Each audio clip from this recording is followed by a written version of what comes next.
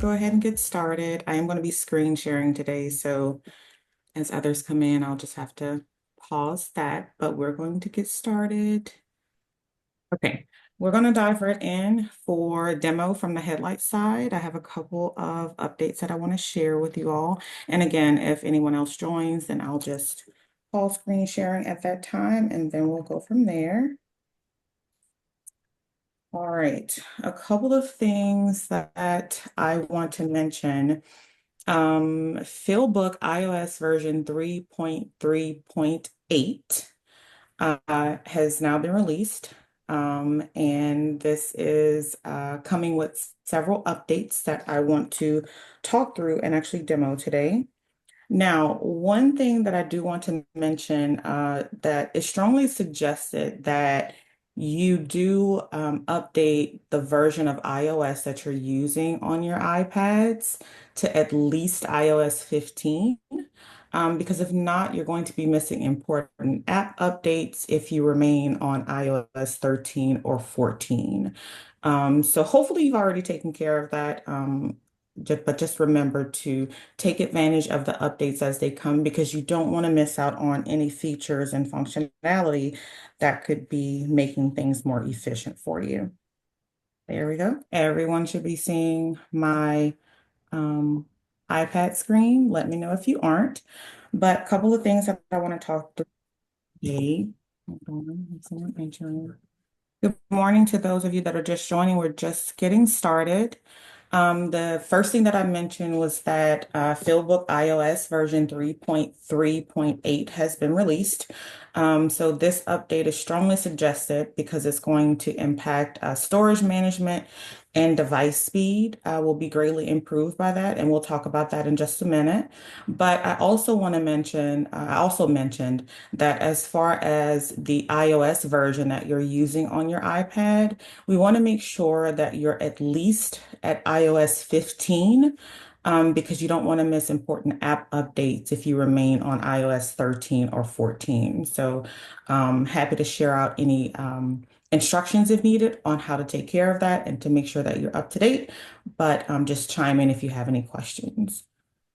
All right, so let's dive in. One of the main things that I want to talk about today and demo today from the new Fieldbook release is the updated annotation features. So we're going to go where we normally would to take a photo. And we're going to get a picture of my handsome fur baby who's recovering from surgery. And we take the photo, and then if it's just the way we want it to be, then we're going to go ahead and um, accept it. But if we need to make any annotations or changes, we can do that now. Our markup feature is no longer the HeadLight markup feature, but it is the iOS markup feature. So we now have more expansive drawing capabilities, including the ability to create shapes, um, add arrows, more choices of drawing tools and things of that nature, different colors and patterns, and things are much more streamlined and aligned with overall Apple and or iOS features and functionality.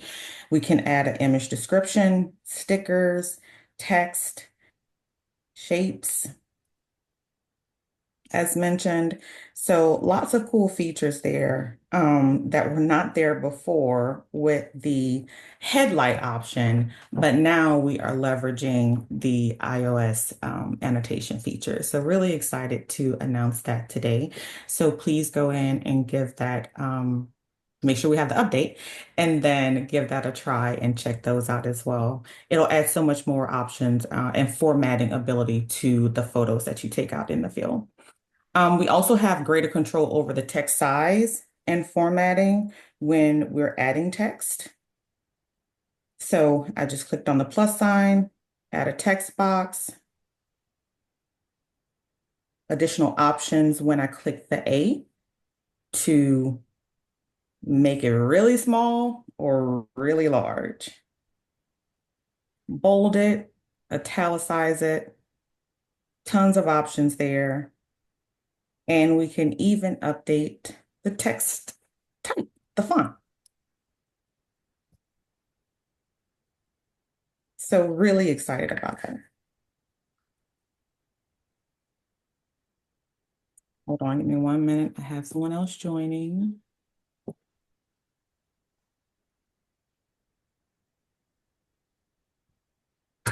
Now, I probably went overboard with the size, so let me make this smaller.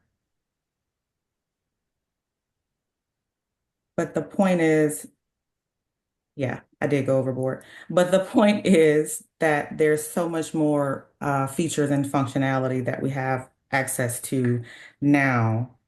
And we can also double tap with 3 fingers to overdo something that's been done. We can undo and redo. Hopefully, you hear the excitement in my voice. Just totally cool with some of the features that we currently have now. All right. Now, let me get back to where I was. All right. And it's trying to fight me. Here we go. To adjust the text because I had it so large. All right. And Les had been waiting for this for a while, and now here it is. And of course, we can cancel out completely at the top left. Go ahead and select the trash can to completely get rid of it. Save it. If we click the arrow, we can copy it, save the image to our gallery, assign it to a contact, save to files, typical iOS features, but we all have it here now in the HeadLight app. All right, any questions there?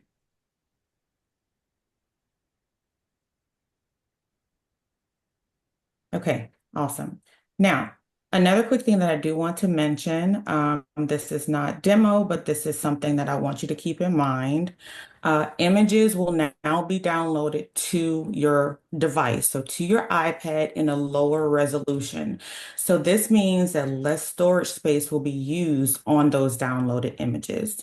So I'm just going to repeat that. The images that are now being downloaded after you do the update, if you haven't already, they'll be uploaded to your device in a lower resolution. So that means that less storage space will be taking up on your iPad, on your device, on those downloaded images. Okay, right. Now, I also want to talk about auto storage cleanup. So storage auto cleanup that'll be happening. So auto storage cleanup will be happening on the back end. This will purge any media, so any videos, any photos, and things of that nature that's older than 6 months, or once a certain storage threshold has been reached. So usually about 20% of your disk space, if that's taken up, then the auto storage cleanup will automatically take place. The only exception is if media was created. So if pictures or videos were taken or created within 14 days, they'll stay there regardless of the amount of space that you have. So the entire point in this is just to make sure that things are more optimized and that there's still enough space and storage that is not bogging down the features and functionality and overall speed of your device. Any questions there? Hey, Mark, any questions? All right. So that's it from me as far as the demo side. I am going to upload I'm going to check a couple of tidbits and reminders. So I'm going to put in the updated version of Fieldbook that you should be leveraging, as well as the recommendation to make sure that you're on iOS 15 or higher. And then I'll also put in the chat a little update on how to make sure, some instructions on how to make sure you have taken care of that if you're unsure about how to do that. Any questions? Make sure you're taking advantage of the new iOS annotation features, the new fieldbook annotation features, and let us know your thoughts. And Les, I know you had a couple of things to share. I'm going to pass it over to you. Thanks, Renisha. Yeah, just a couple things today, and I guess Happy New Year to everybody, since this is our first webinar of the year. Um, I do want to go over a couple of e-ticketing thing that seems to be one of the hot tickets right now. I do want to mention, thanks for kind of giving us that demo, Tanisha. I am working on a new video that kind of maybe it'll probably end up being a video series because I'm trying to keep them short on how to go through and use the new headlight annotation features that'll give you something to reference, and something that'll make it possibly more, um, kind of to what we do in the field, right, when we're doing those annotations. So with that being said, I guess I will move into HaulHub. So if you have not heard, or have not gotten a chance to read through the newsletter yet, the e-ticketing spec has been approved and it is effective now. So new contracts will be coming with the e-ticketing spec. Probably, I think it's as a special provision right now, or maybe a supplemental. I'm not sure which one, but you will start seeing it on your contracts, all the ones that are being let. And so I thought it would be a good thing to use the webinar to kind of go over a couple of things that you can do to get prepared for that, and maybe what, as a PE office, what your role is there. And I'm just now thinking about it, now that I'm looking at Mark Dunn and I see we have consultants on here. I have not checked in to see what we're doing with that. I know all of the LADOTD employees or inspectors and PE offices have been added to the portal. But now that I'm thinking about it, I'm sure we need to start adding consultants if you guys get those projects. So maybe I can have a discussion with Patrick and see what we need to do there. I will say general inquiries on that kind of stuff, send it to that dotd-econstruction.la.gov email. We can handle it from there, but I'm sure we'll need to start getting consultants signed up for that. So let me go, I'm going to screen share here.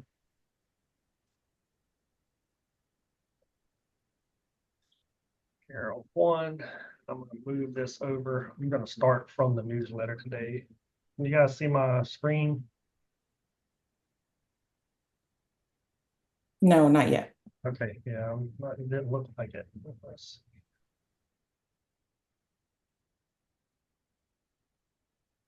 Okay, I should be sharing now. Are you seeing Yeah, the newsletter there? it's up. Yes, it's Okay, there. good. Thank you.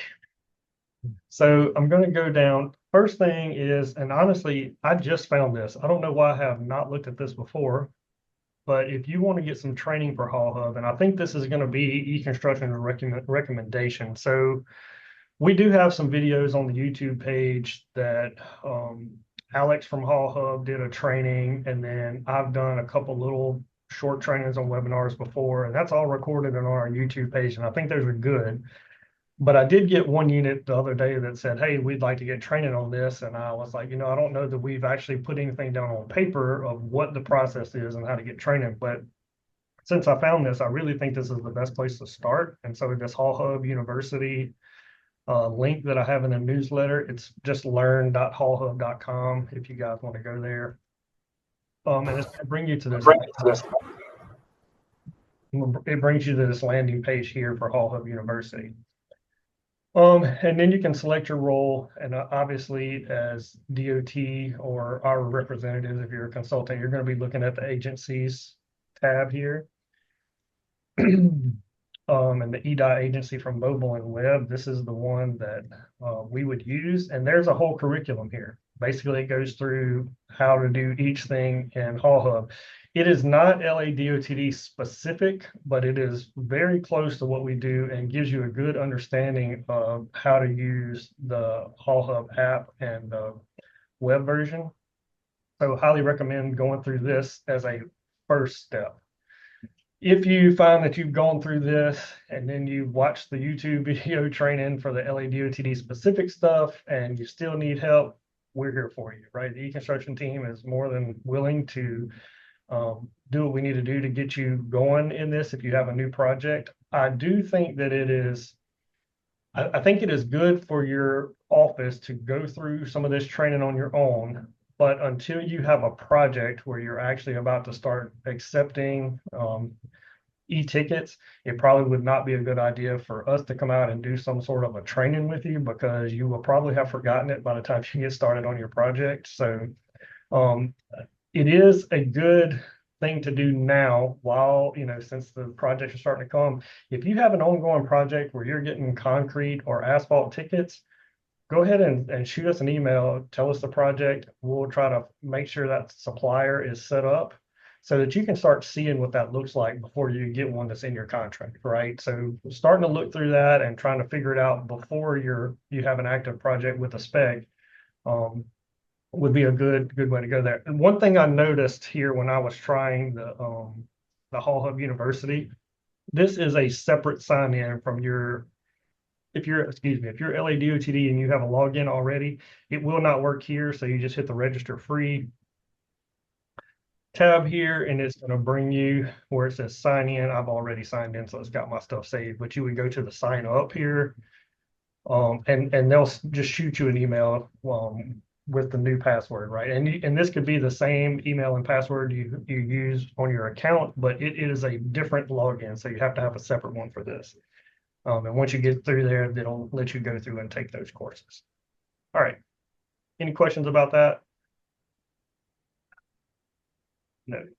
I think I closed my newsletter, so let me open it back up. Um, let's take a look at the spec. So if you've not gotten a chance to look at this yet, this is the actual specification you would see in your project.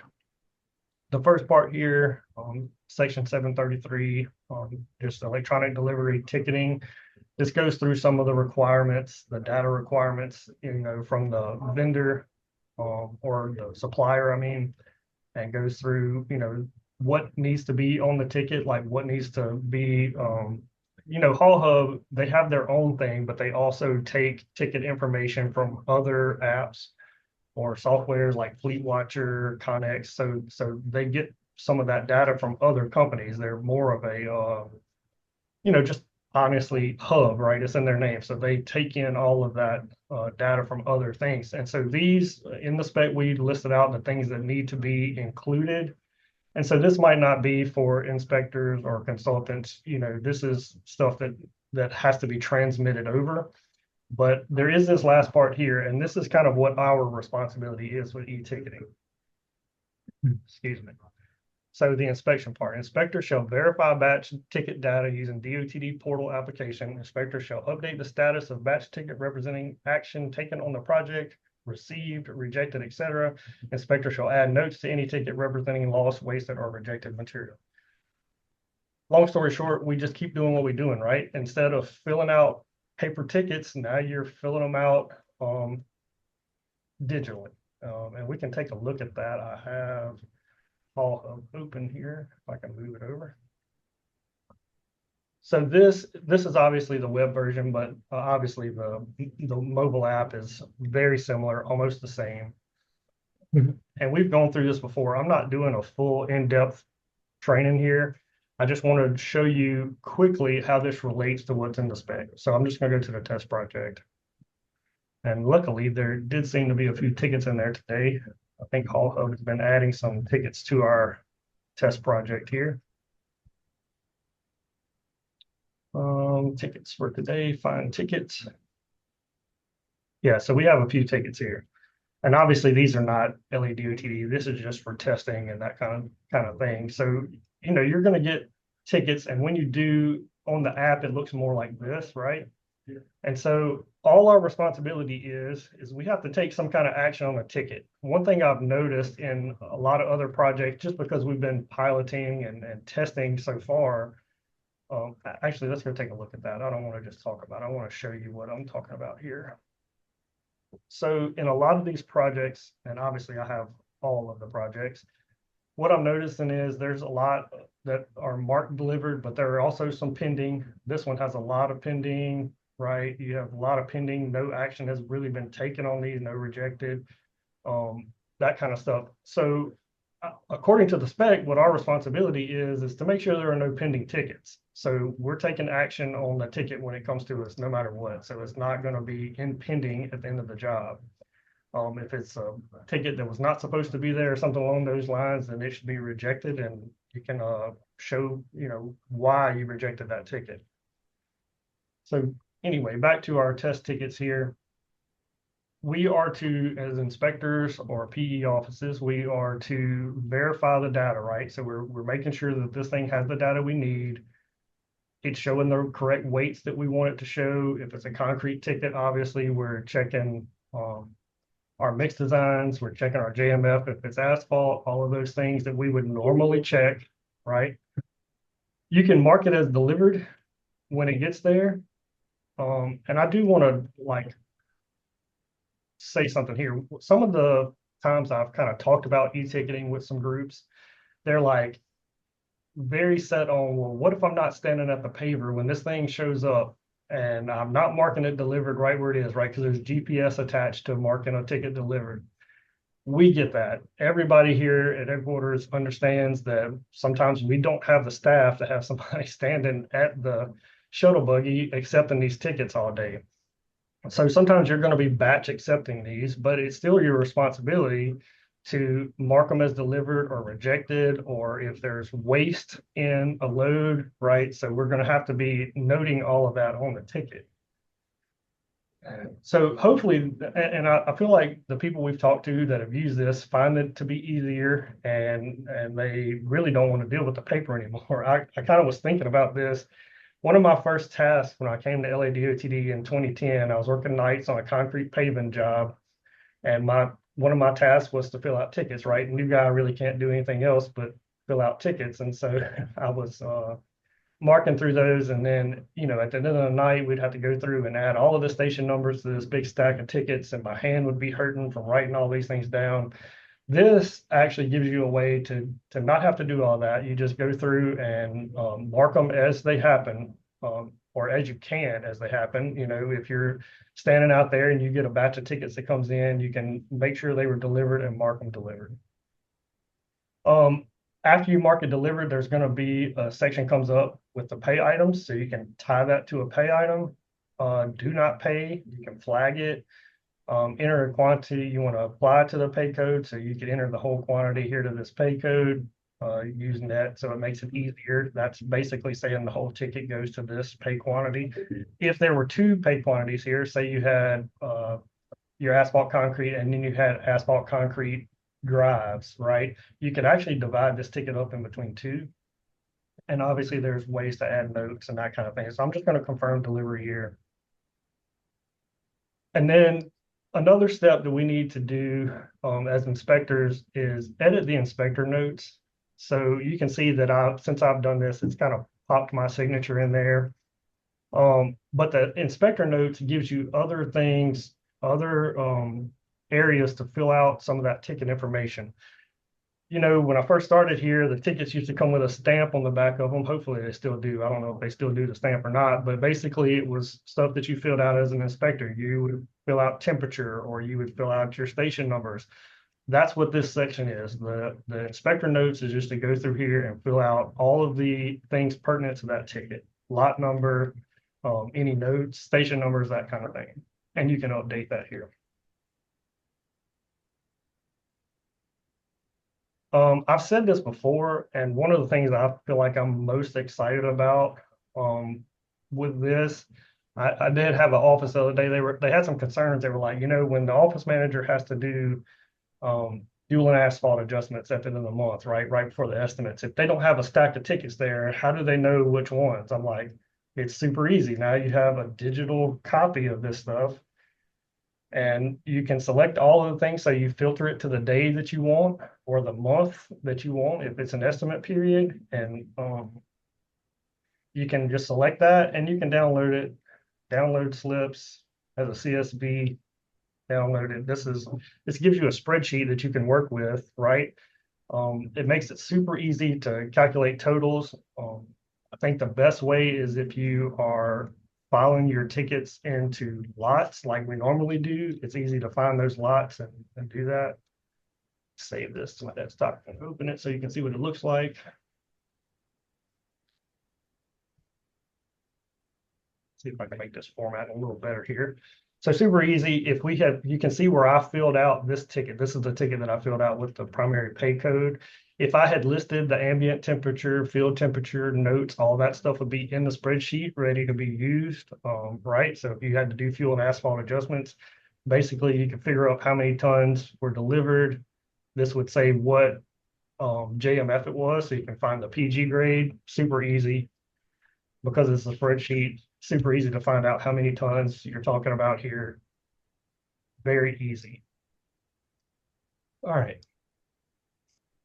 Like I said, I'm not going to go in super depth of this. I just wanted to relate, at least from the spec, and here I can probably stop sharing now. I wanted to relate really easy, like with the spec that's coming out, if that's in your contract, what's the bare minimum you do? And that would be it. Mark the ticket as delivered, mark it as rejected, fill out your inspector notes. You're pretty much filling what our spec is, right? So with that being said, any questions about that, HaulHub? Oh, I did get, so I do have a question here from Claudia. If the 733 spec section is not included in the contract, will this e-ticketing be mandatory? So no, so the spec is what actually makes it mandatory. If it's not in there, it's voluntary. In fact, I think a lot of the contracts we've done so far, Patrick I don't know if Patrick's on here or not, that we change ordered that in for the ones who wanted to do it. Is that right? Yeah, they it actually went in well, yeah, there was a construction memo that went out that basically said you could use it because a lot of the concrete industry, especially, we tied the update of the batching tolerances to using e-ticketing. That's right. So a lot of the concrete side used the memo to change order it in at zero cost. So no, if that's not in your contract, Claudia, it's not mandatory to do it. The reason I was saying if you had a contract where you had asphalt or concrete and you wanted to get it connected, is because when it's not mandatory, it gives you the opportunity to check it out while you're still getting the paper tickets, right? Because the thing the spec does is the paper tickets then are only a backup, right? If there's something wrong with the system and it's failing, there is a backup there. They can shift paper tickets. But you won't be getting the paper tickets on the contracts where there's a spec. You will be getting the e-ticket. So just one thing to note, we are putting it into spec. We do know that, this first year it's going to be new for a lot of people that didn't participate in the pilots. So we're not looking to, oh, you missed this, immediately reject trucks. Work with them, advise them, hey, you need to get this set up, start the process. If you see it in the contract and you realize they're not set up for it, tell them you need to get the setup process started. Forward them our information. We'll get them in touch. We'll get them set up. Yeah. So we've advised both industry, any plant people that call asking questions about anything. I ask them, hey, you set up, you ready to go? I just took a call in the middle of this webinar with Red River Ready Mix up in Shreveport. He's getting his stuff set up this week. So they're aware, but a lot of them are still waiting until they see it in the contract. That's right. Thanks for that, Patrick. That's a good reminder. We are, it was change ordered in before because it was a benefit to the contractor to do it because it kind of loosened up some of the tolerances. We feel like this is going to loosen up tolerances for a lot of things. As we get more data off of these e-tickets, if we find that there are we're seeing more data that we can reject on or that nobody's meeting these specs, right? We take a look at them and say, well, maybe we're too strict on this one certain thing, right? And we can look at reducing some of that. So we feel like it's going to be a benefit to us because it's easier to deal with, no more lost tickets, hopefully keeping those inspectors away from the truck and the shuttle buggy and letting that be a little safer out on the job. and then giving you, obviously the tools you need to deal with those tickets.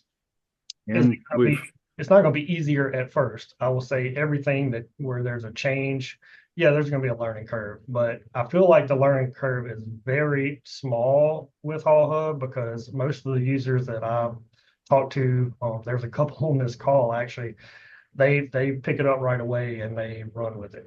So go ahead, Patrick. Sorry. uh, I was just going to say that we've also got HaulHub and HeadLight starting to talk. So we're looking at ways to, a lot of this information is captured digitally, so we can summarize it and start feeding it between applications. So a lot of your asphalt and concrete ticketing information may start showing up as daily observations in HeadLight here soon. Yep, that'd be great. And like I think I've discussed it on one of the previous webinars, and I'm not going to take the time to go over that again right now, but HaulHub is doing some really cool stuff with AI as well. And so the day after you pave, if you go into the web version where I was just at, it actually gives you a summary of what happened the day before that you could add right in as an observation, that's automatic, right? So it gives you a starting time because that's when the ticket started shipping, and it gives you an ending time because that's when they stopped creating e-tickets. It gives you weather information, how many loads, really cool stuff to be able to track that, in case you forget, right? You got a backup. It's a And supplement to your daily work report. I don't want anybody to get the idea that you no longer have to document asphalt stuff. It is a supplement to your DWR. and I sorry to keep trying to cut you off, Oh, you're good. but we're also uh, playing with some HaulHub stationing stuff that'll look at actually seating your stationing associated with a lot of this based on where that ticket is offloaded, or some of them have like a geo fence around the paver so it knows when the truck backs into the paver or the MTV. So a lot of good stuff coming. Agreed. All right. I guess since we've gone through our couple of demos that we had today, any questions or current issues we need to discuss on here?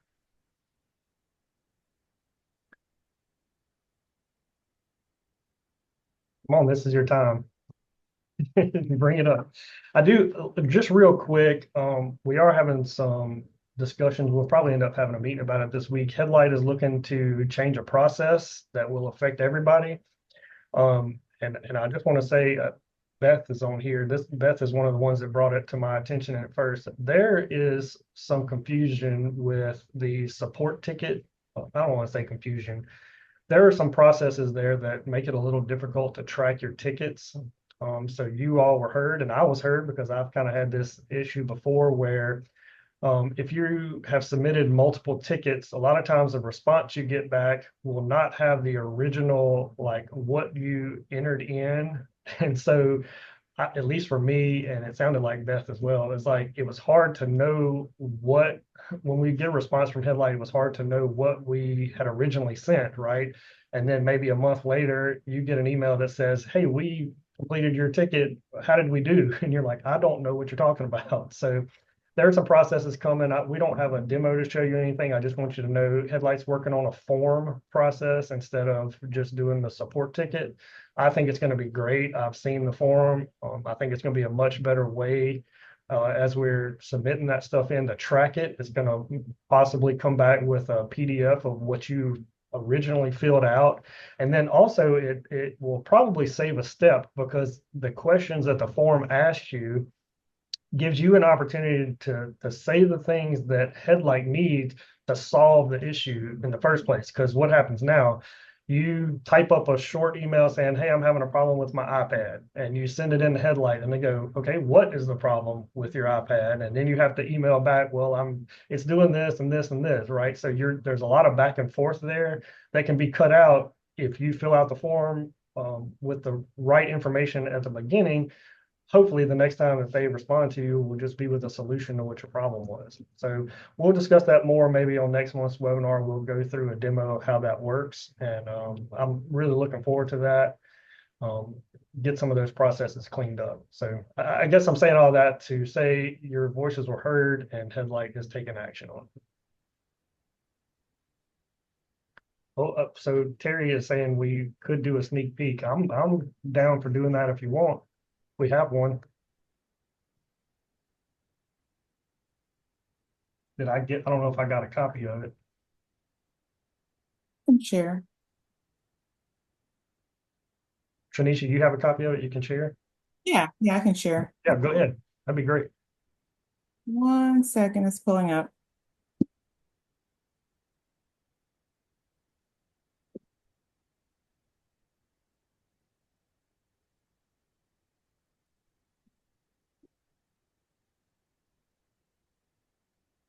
Okay, here we are. Issue reporting form.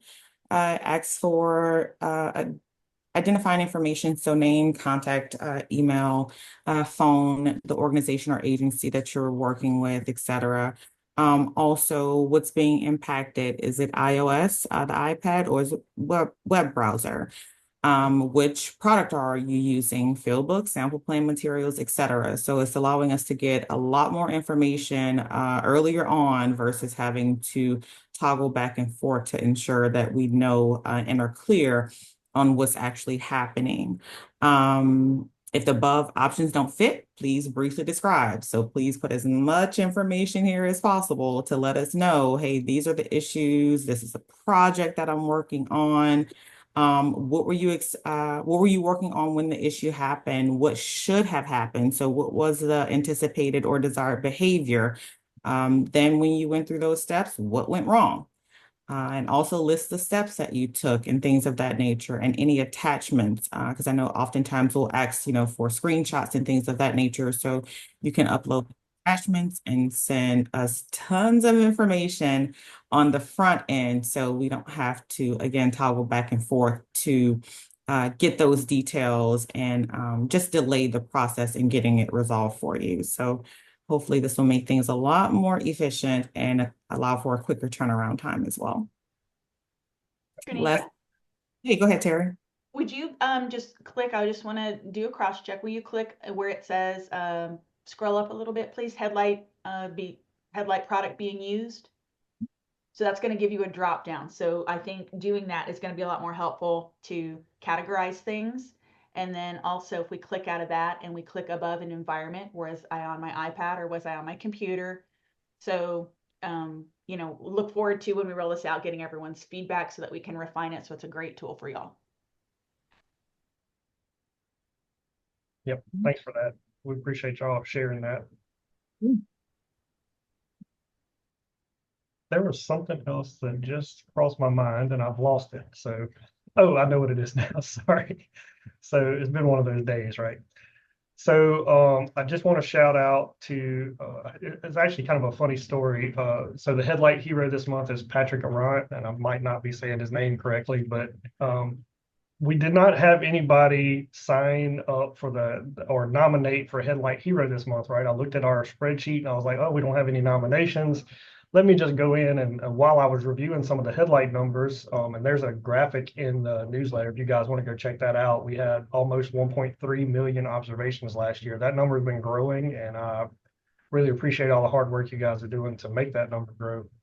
But besides that point, Patrick's name was at the top for the number of observations in December, and I was like, okay, well, this will be good. And so I looked through. He had really good documentation on a small pavement markings project out in District 7.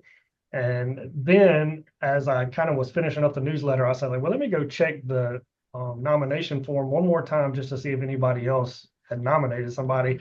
And Patrick's name was in the nomination form. So after I'd already picked him out, I thought that was pretty funny. I called his PE and I kind of shared that with him. I thought that was great that he was chosen without being nominated and then nominated anyway. So we appreciate Patrick for that. And anyway, that's all I had for today. Unless you guys have other questions or concerns, we can wrap it up a little early.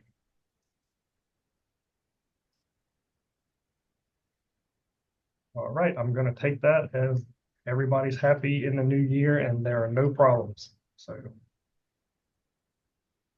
Tranisha, anything else from you? No, I think I'm good on my end.